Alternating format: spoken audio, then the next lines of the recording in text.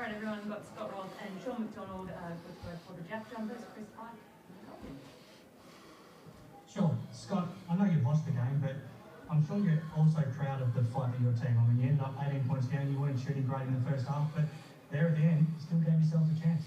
Yeah, no, I mean, a little Dr. Jekyll, Mr. Hyde kind of halves there, and, to hold them to 28 in the second half and kind of got back to, what we needed to be doing. And, when you're playing defense at times and the ball's not going, you can lose very quickly track of just trying to continue to defend. And I think that happened to us, and we got a little anxious with some open shots that missed. But credit to Brisbane and JD over there. Fantastic job by them, and a really good win for them. And, we sit here 5-5, and the world's still spinning, and it's all good. You never want to make excuses, and I'm sure you won't, but how tough was it to have to come back from Perth on Thursday night, short turnaround, a fair bit less than 48 hours to play this game against a team that hadn't played for 9 days? I mean, what sort of a challenge was it? Well, no, it's zero. I've said this probably in the past or whatever. People actually work for a living.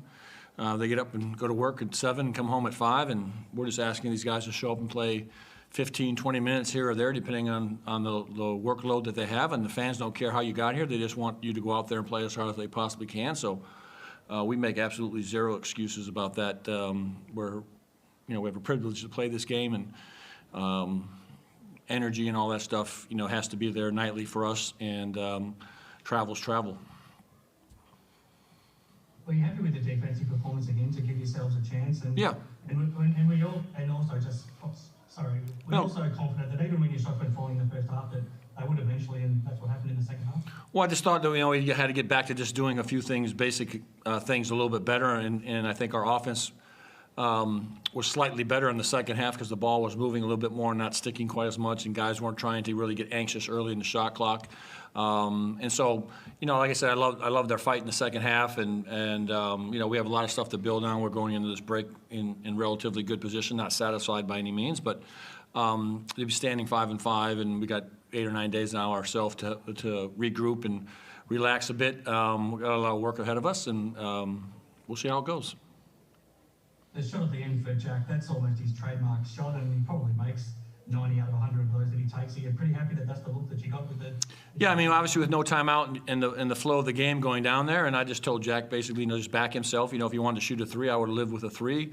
The 2, when he drove it in there, was a good look for him. Those are shots that he practices. So I don't mind it at all, and it's a great experience for a young player like that who is going to be a part of this franchise for a long time, to know that the ball's in his hand at that moment.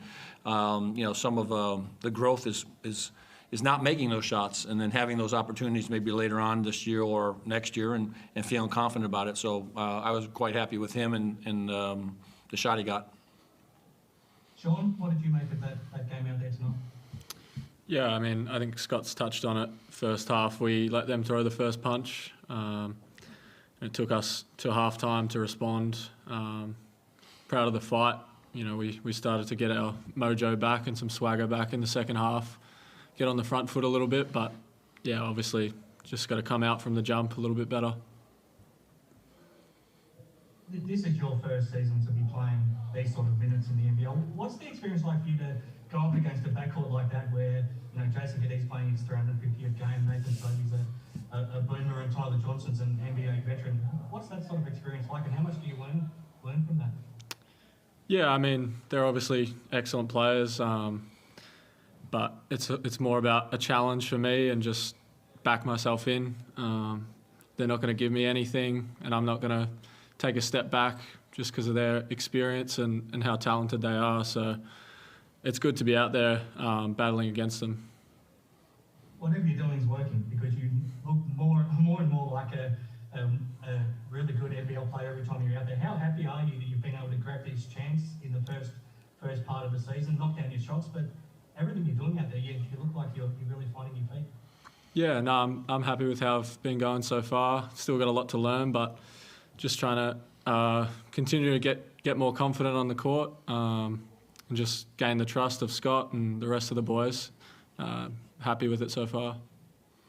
It's been a pretty grueling schedule. Are you happy to have a bit of a break now over the next week and a bit? Yeah, it should be nice to regroup a little bit. Come out 5-5.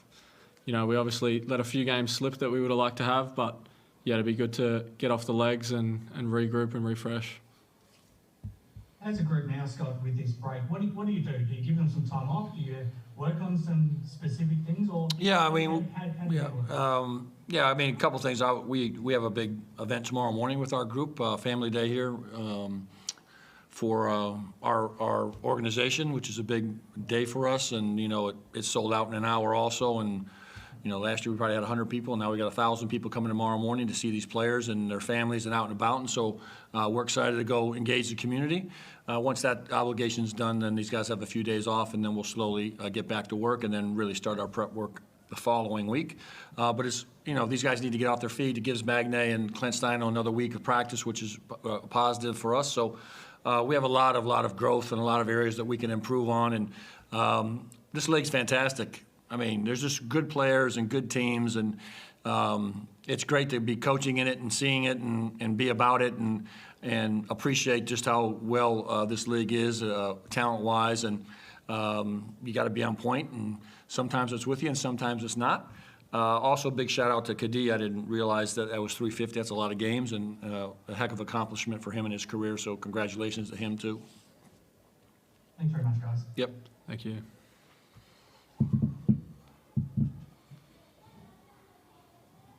Any others? Chris Price, sure. Good. We should have more of these at 5:30, but no one wants to be on the other side of that thing. Thanks, y'all.